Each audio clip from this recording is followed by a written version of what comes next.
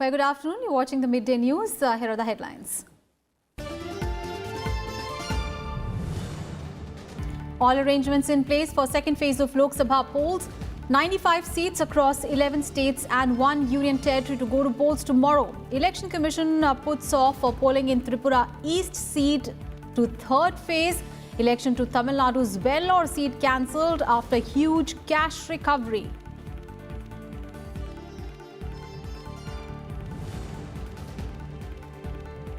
Prime Minister Modi addresses rally in Maharashtra's Mother constituency, says a strong leader is needed to run the country. Will also hold rallies in Gujarat's Himmatnagar, Surendranagar and Anand.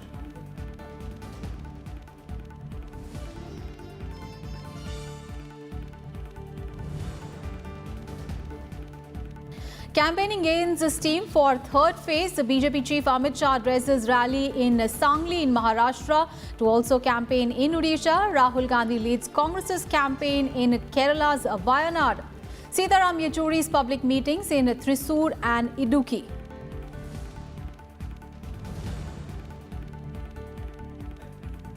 Unseasonal rains, dust storms claim 36 lives in Gujarat, Rajasthan, Madhya Pradesh and Manipur. Prime Minister expresses grief, announces compensation for the victims. Met Department forecasts a heavy rainfall storm in several states, including Gujarat.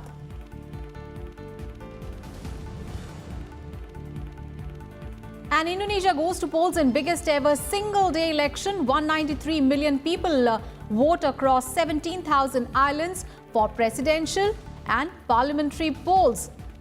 Close contest between President Joko Widodo and ex-General Prabowo Subianto.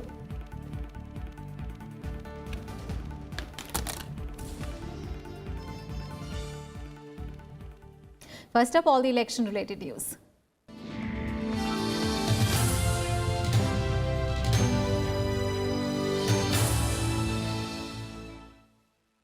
The stage is all set for the second phase of polling for Lok Sabha elections. All preparations are in place to conduct polling for 95 Lok Sabha seats across 11 states and 1 union territory in the second phase on Thursday. 38 seats in Tamil Nadu, 14 seats in Karnataka, 10 seats in Maharashtra, 8 in Uttar Pradesh, 5 seats each in Bihar, Assam and Odisha, 3 seats each in West Bengal and Chhattisgarh, 2 seats in Jammu and Kashmir, 1 seat each in Manipur and Puducherry will vote in the second phase. Also, voting for 35 assembly seats in Odisha will take place in the second phase tomorrow.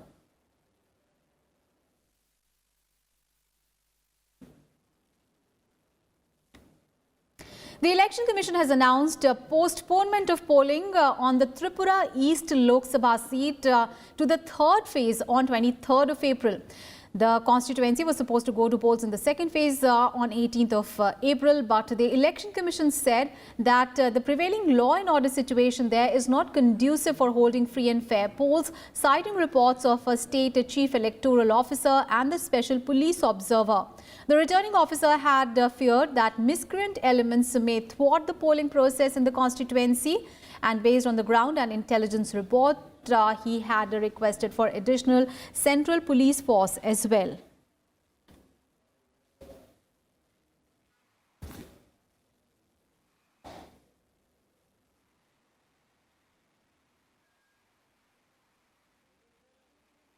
And Lok Sabha election to the Vellore constituency was cancelled on Tuesday following the recovery of huge amount of cash allegedly from a DMK candidate's office a few days ago. President Ram Nath Kovind rescinded the notification to hold the election to the seat based on the recommendations made by the poll panel on Monday.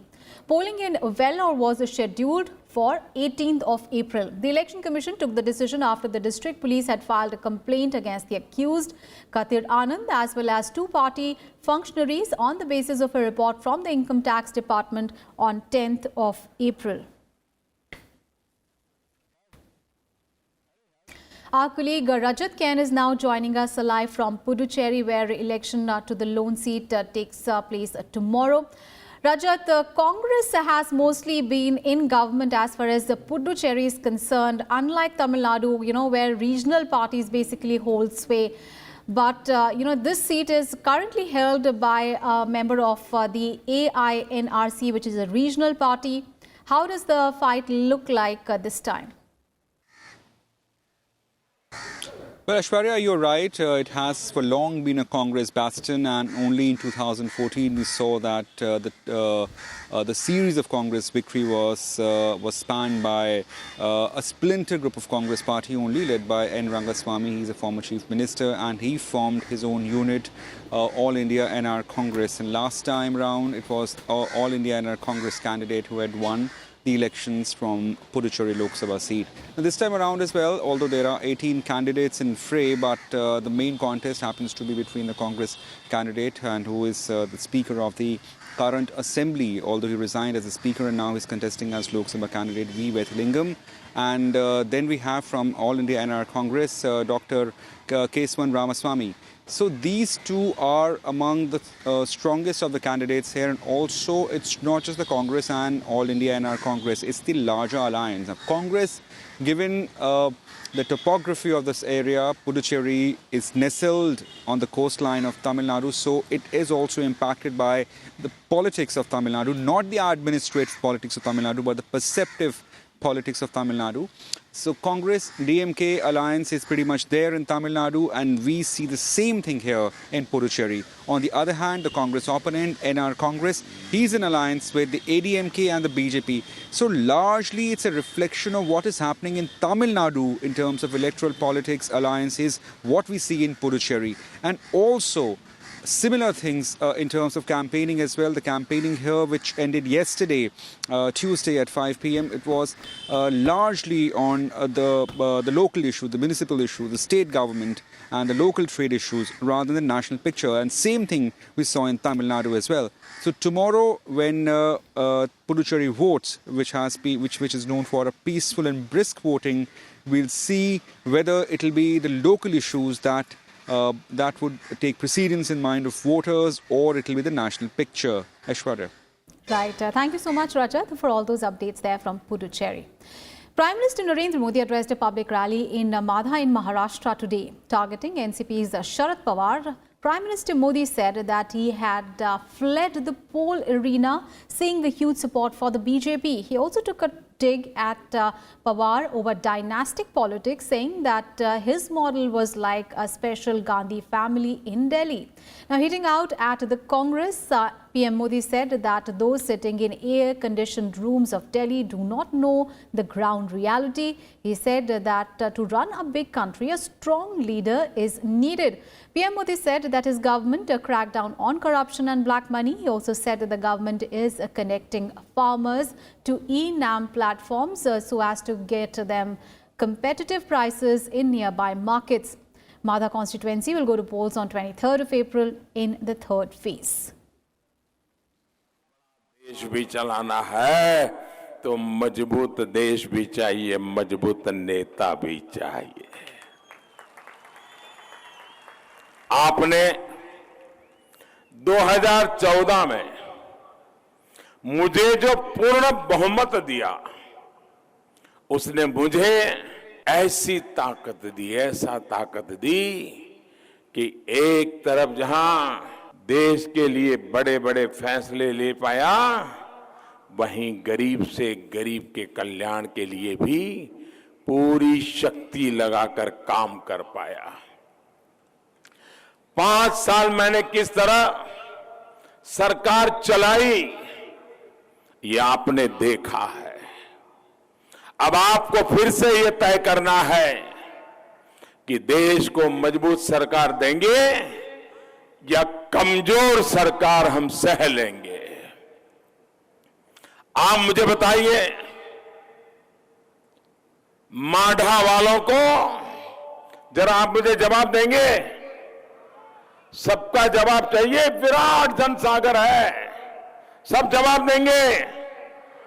बताइए, माढ़ा वालों को मजबूत हिंदुस्तान चाहिए या मजबूर हिंदुस्तान चाहिए? And in Gujarat, too, Prime Minister Narendra Modi will hold multiple rallies today. He will campaign in Himmatnagar, in Surendranagar and in Anand. All the 26 Lok Sabha seats in Gujarat will go to polls on 23rd of April. And BJP chief Amit Shah addressed a public rally in Sangli in Maharashtra. He said that it is the BJP government that brought about development in Maharashtra, while the state was lagging behind due to the Congress-NCP regime. Targeting Congress President Rahul Gandhi, Amit Shah said that he is now concerned about the poor, but he did nothing for them when his party was in power. He expressed confidence that the people will vote for BJP in the elections. ये जो मोदी सरकार के नारे लगते हैं ना, वो ऐसे ही नहीं लगते हैं, ऐसे ही नहीं लगते हैं। ये कोई नेता के प्रति मोह नहीं है, मोदी जी की लोकप्रियता का कारण है 5 साल तक नरेंद्र भाई ने जिस तरह से सरकार चलाई है, देश की जनता आज फिर से एक लंबे समय तक नरेंद्र मोदी जी को पंत प्रधान देखना चाहती है, इसलिए मोदी के नारे।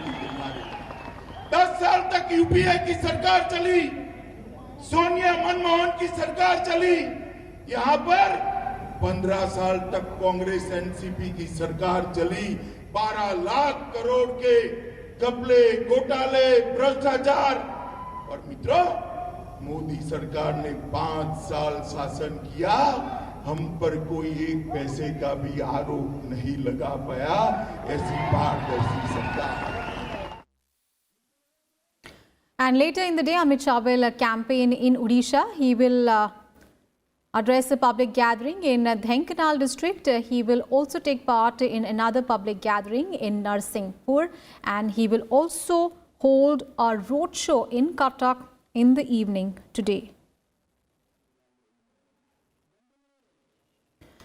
Our colleague Anu Diwan is now joining us live from Puri in Odisha, where, of course, election in the second phase is going to happen tomorrow. Anu, of course, as far as Puri is concerned, it is the famous Jagannath, it is the place of the famous Jagannath temple. And, you know, it is the BJD which has been in power in this state for very long. But, of course, huge challenge from BJP as well this time.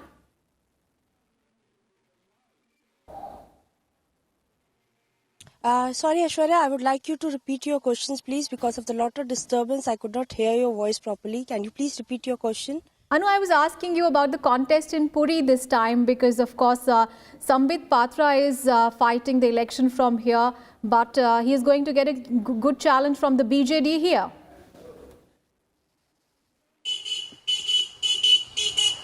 Definitely, Aishwarya, if we talk about Puri, one on it itself is going a biggest challenge this time, because this time BJP has given Sambit Patra this responsibility to get the seat of Puri.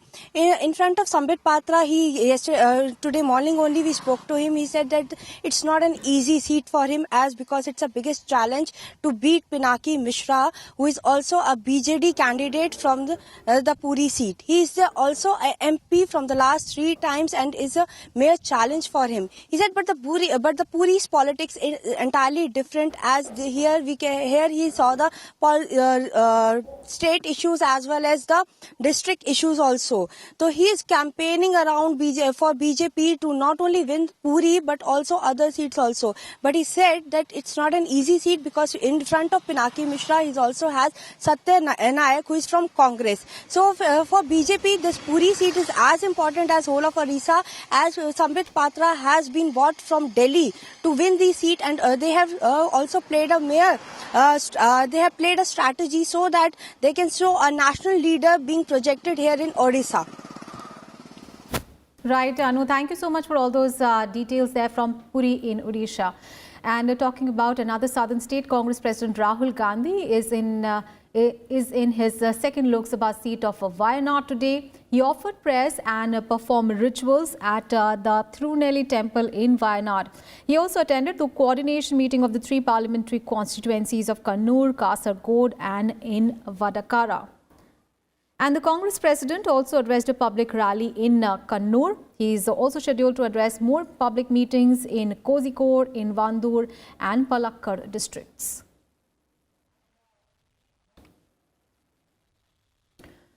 Fourteen Lok Sabha constituencies across central and southern regions of Karnataka will go to polls on 18th of April. Our correspondent Amit Shah spoke to the Chief Electoral Officer of the state, Sanjeev Kumar, to take stock of the poll preparedness. Let's take a look. Joining me is the Chief Electoral Officer of Karnataka, Mr. Sanjeev Kumar. Welcome to Rajya TV, sir. Stage is all set for the first phase of pollings on 14 Lok Sabha constituencies in Karnataka. Tell me about the preparations to ensure that fair and free elections take place. Good morning.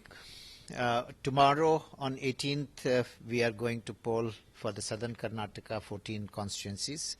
All arrangements have been made. In these 14 constituencies, more than 2 crore 67 lakh voters are there, and some 10,432 service voters are there. For all the service voters, the postal ballot have been sent. Many of them have even come back to us. There are 241 candidates who are now standing in the fray, and out of which 17 are women candidates. And there are 30,164 polling stations. All polling stations have been with all the assured minimum facilities. There are ramps, there are water, electricity, and they all are on the ground floor so that it is friendly to the people with disabilities. And everyone have been given their EPIC card as well as voter slip, and also a voter guide have been provided to every family. We are using EVMs and VVPAT in all the polling stations, and all necessary preparations have been made for EVM, VVPAT. Even we have given demonstration and training. Almost 2 crore 67 lakhs, whatever electorate is there, everyone has been shown how EVM, VVPAT functions. They have also tried their hand on mock poll. Similarly, there are more than 2,000 micro observers deployed. There are general observers, expenditure observers, police observers, as well as various types of enforcement activities have been taken up. And there are 2,11,405 polling personnel deployed. They all have been trained and they are in place. Now mustering is happening today, and 55 companies of central forces are there. Enough number of other forces are ready, and they are in place. And our colleague Amit Shah is now joining us live from Bengaluru. Kriti, so Karnataka has 28 Lok Sabha seats. 14 of them are going to vote tomorrow in the second phase of elections. Tell us about the preparations and how there is a huge challenge the BJP is opposing to the Congress-JDS combine.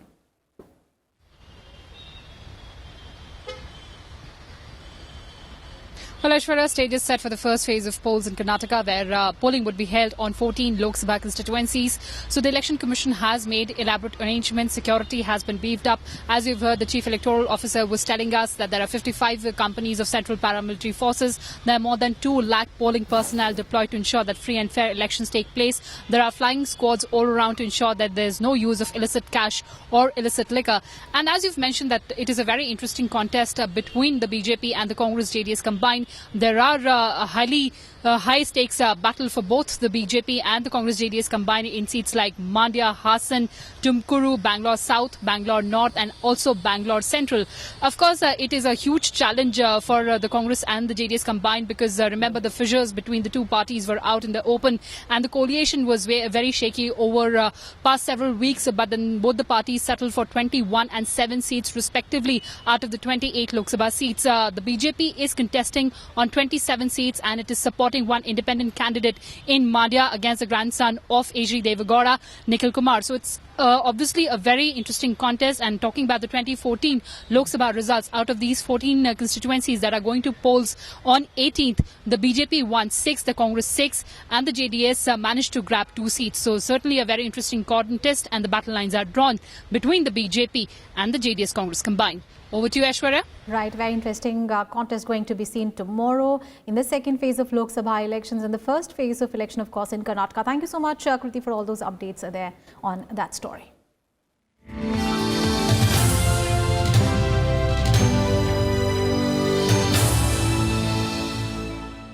All right, let's get to some other news. Unseasonal rain and dust storm hit northern parts of India, leaving at least 36 people dead and causing damage to property and crops. Gujarat, Madhya Pradesh, Rajasthan and Manipur are the worst affected states. 10 people died in rain-related incidents following unseasonal rains with storm and hailstorm, which lashed parts of Gujarat. And in Rajasthan,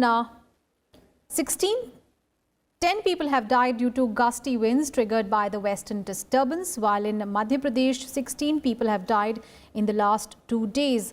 While there were reports of heavy rains, dust storms and lightning from Manipur as well, and the Met Department has predicted heavy rainfall in parts of Gujarat and Madhya Pradesh and has also issued a storm alert for Himachal.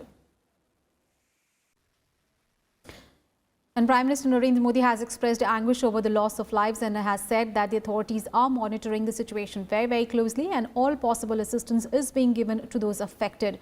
And condoling the deaths, the Prime Minister announced a compensation for those affected in Gujarat, Madhya Pradesh, Rajasthan and Manipur, and an ex gratia of 2 lakh rupees each from the Prime Minister's National Relief Fund for the kin of those who have lost their lives have also been announced.